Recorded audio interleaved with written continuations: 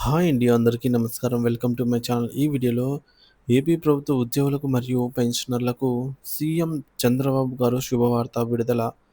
తక్షణమే ఒక డీఏ అయితే విడుదల చేయడం జరిగింది. ఫైలుపై సంతకం. దీనికి సంబంధించిన పూర్తి తాజా సమాచారాన్ని వీడియోలో తెలుసుకుందాము. వీడియో అయితే ఎక్కడ కానీ స్కిప్ చేయకుండా ఎండ్ వరకు చూసేటప్పుడు ఇన్ఫర్మేషన్ పూర్తిగా అర్థమవుతుంది. అలాగే వీడియో చూస్తున్న ప్రతి ఒక్కరు వీడియోకి లైక్ చేయండి ఫ్రెండ్స్. ఈ వీడియోని తోటి ఉద్యోగ పెన్షన్ మిత్రులతో అయితే షేర్ చేయండి.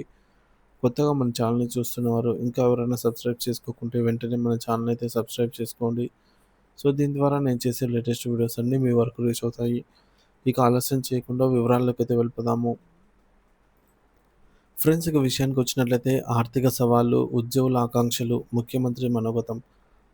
ప్రభుత్వంలో ఉన్న ప్రతి ఒక్కరూ ఈ వ్యవస్థలో బాధితులే అని రాష్ట్ర ముఖ్యమంత్రి గారు ఆవేదన వ్యక్తం చేశారు. ముఖ్యంగా ఉద్యోగులు ఎన్ని విధాల ఇబ్బందులు పడుతున్నారో కనీసం తమ మనోభావాలను వ్యక్తం చేయడానికి కూడా సమావేశాలు నిర్వహించుకోలేని పరిస్థితికి తీసుకొచ్చారని పేర్కొన్నారు.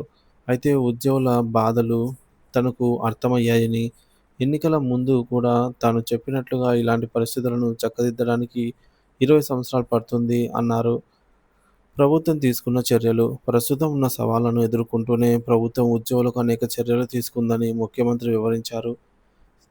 సకాలంలో వేతనాలు, పెన్షన్లు. గత 16 నెలలుగా ఎక్కడా ఆలస్యం లేకుండా ప్రతి నెల 1వ తారీఖున వేతనాలు, పెన్షన్లు చెల్లిస్తున్నామని, అవసరమైతే ఒకరోజు ముందుగానే చెల్లించడానికి కూడా ప్రయత్నించామని తెలిపారు. బకాయిల చెల్లింపు. దాదాపుగా 15,000 కోట్ల రూపాయల ఉద్యోగుల బకాయిలను క్లియర్ చేశామని, ఇది కేవలం జీతాలు ఇవ్వడమే కాకుండా గత ప్రభుత్వ కాలం నాటి బకాయిలు 23,556 కోట్ల రూపాయలను కూడా సిస్టంలో అప్లోడ్ చేశామని తెలిపారు. కేంద్ర పథకాల క్రమబద్ధీకరణ.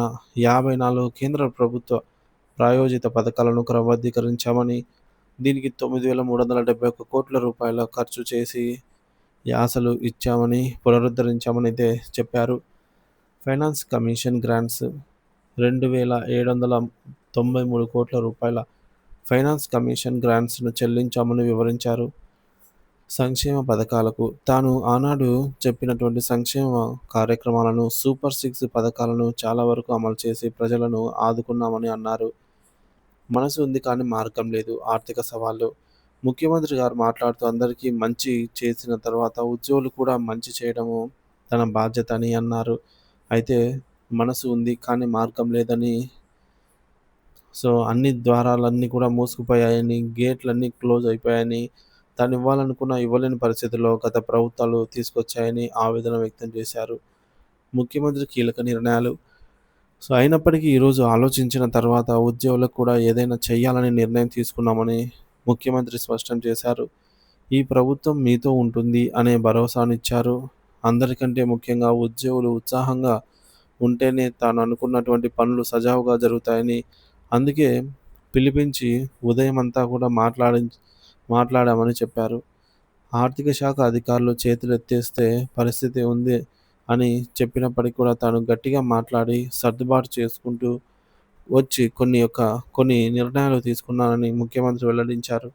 ఇందులో ముఖ్యంగా మొదటిది డీఏ చెల్లింపు. నవంబర్ 1వ తేదీ నుంచి ఒక డీఎన్ఎస్ అలవెన్స్‌ను ఉద్యోగులందరికీ చెల్లించాలని నిర్ణయించారు. నవంబర్ మొదటి వారం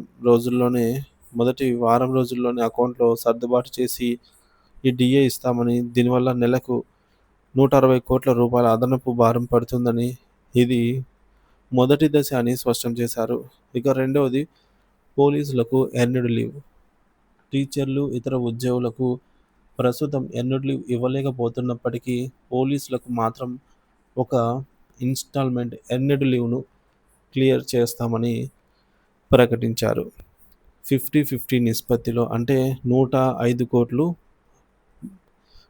నవంబర్‌లో, మరొక 105 కోట్లను జనవరిలో ఇస్తామని వివరించారు. ఇక మూడోది హెల్త్ కార్డుల మెరుగుదల. ఉద్యోగులకు హెల్త్ కార్డులకు కాంట్రిబ్యూట్ చేస్తున్నారని, కొన్ని రాష్ట్రాల్లో ఇన్సూరెన్స్ విధానాలున్నాయని ప్రస్తావించారు. 60 రోజుల్లో ప్రస్తుత కేబినెట్ పనిచేస్తూనే హెల్త్ సిస్టమ్‌ను అలాగే స్ట్రీమ్‌లైన్ చేసి మెరుగైన విధానాన్ని తీసుకొస్తామని, ఏ ఉద్యోగి కూడా ఇబ్బంది పడకుండా అనారోగ్యం పాలైనప్పుడు రియల్ టైమ్‌లో చికిత్స పొందే విధంగా చర్యలు తీసుకుంటామని హామీ ఇచ్చారు. నాలుగోది చైల్డ్ కేర్ లీవ్. ఒకప్పుడు 180 రోజులు ఉన్న చైల్డ్ కేర్ లీవ్‌లను ఉద్యోగుల డిమాండ్ల మేరకు పదవీ విరమణ వరకు వాటిని వాడుకోవచ్చని, ఈ మేరకు అవకాశం కల్పిస్తామని తిరిగి ప్రకటన అయితే చేశారు.